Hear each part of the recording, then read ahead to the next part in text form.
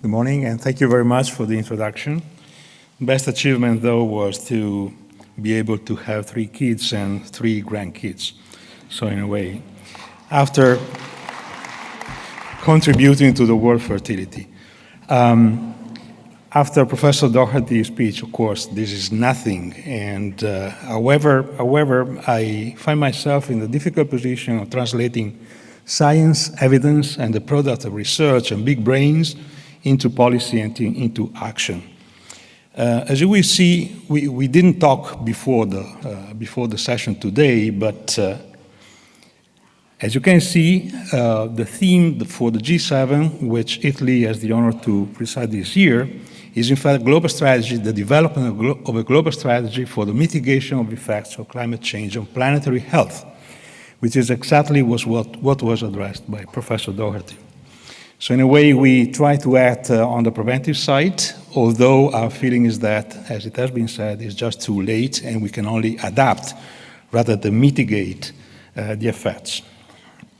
The rationale for this was to just observation. What happens on the planet Earth now, taking advantage of the hard work done by the Commission called by Lancet. It's the Commission on Planetary Health that that works together with the other commission on climate change and tries to figure out what will happen tomorrow, what will happen in 5, 6, 10 years, what will happen on a 50-year plan. The basic of the discussions being that we work on a One Health approach as well as on the much more difficult achievement of putting health in all of government and all of society, which is one of our major challenge. As a matter of fact, not only my difficult time is in trying to translate into policy what science says, but also to rush and to rush fast whenever I attack tobacco industry and the pharmaceutical industries to let us work and let us survive with the challenges of tobacco consumption and others. The objective of the meetings in the G7 will have 2 major outputs. One will be the declaration of prime ministers that will take place in Taormina, Sicily, in May, at the end of May, next month basically, and a second major declaration of ministers of health of the G7, hopefully. So far we got support by 6 out of the 7 countries, and you can guess what the 7th country, which is not in agreement with global changes in environment and climate, may be. That will be a declaration of ministers in November this year from Milano. The objectives, as you can see, is a formulation of global strategy. This is involving the G7 countries, but it has an impact on the G20 as well. G20 this year is managed by Germany, and it has several issues which are similar to the G7 course of action. Hopefully, the G7, G20 will work hand in hand, and WHO and other international agencies will be supported for the implementation of whatever decisions may be in different areas and different fields, as you will see with the next slides. The methodology we have chosen is rather atypical for a G7 meeting, which is very much directive from top to bottom.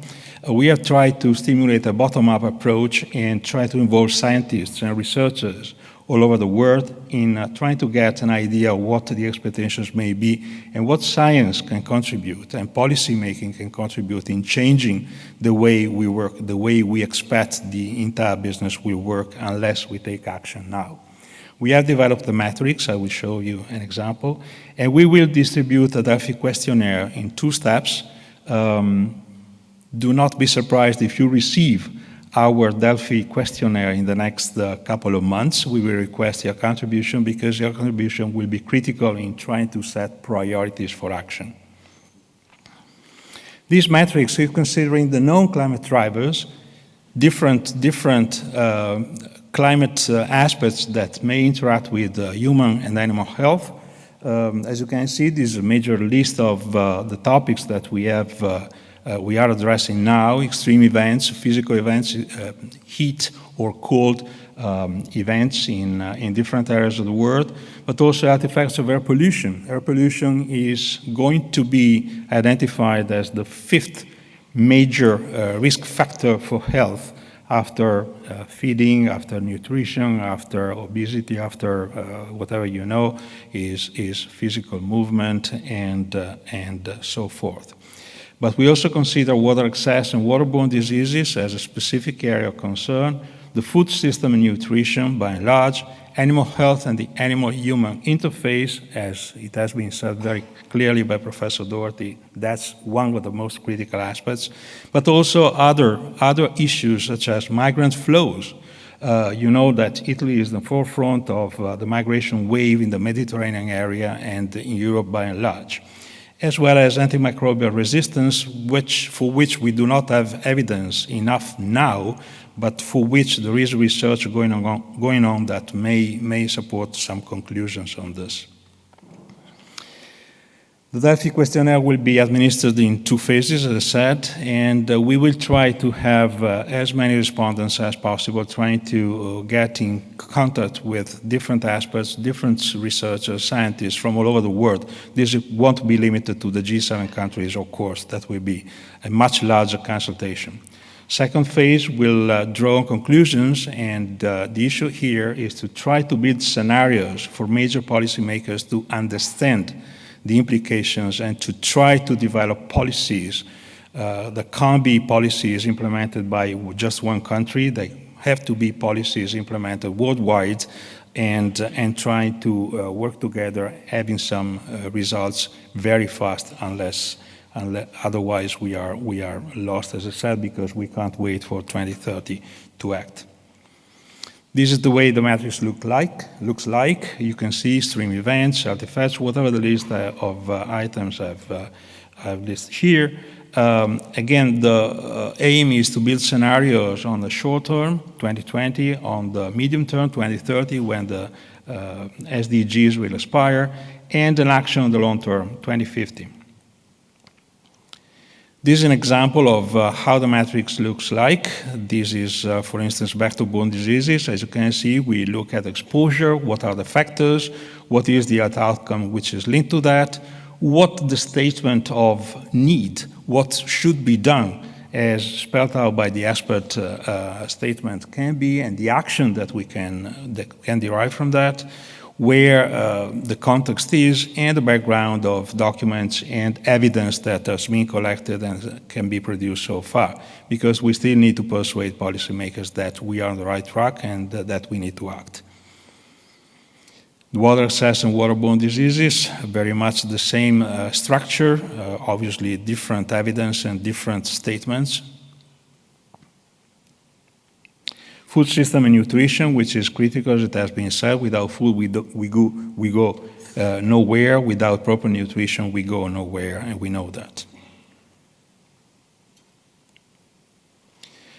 Animal health, this is another critical aspect for which Italy is well known as having an inbuilt system that addresses One Health within the same ministry. Ministry of Health as an authority of moving and acting on human as well as on animal health. And as I said last night during a meeting, working on animal health is much easier than working with humans. With animals, you tell them what to do and they do it. Otherwise, you force them to do it and you achieve success. With humans, you got to persuade them, and most of the time, they persuade you that you were wrong. Migrants flow is something particular. It may be something that people do not consider as appropriate in the global climate change context because it's very much managed by criminal organization and human trafficking.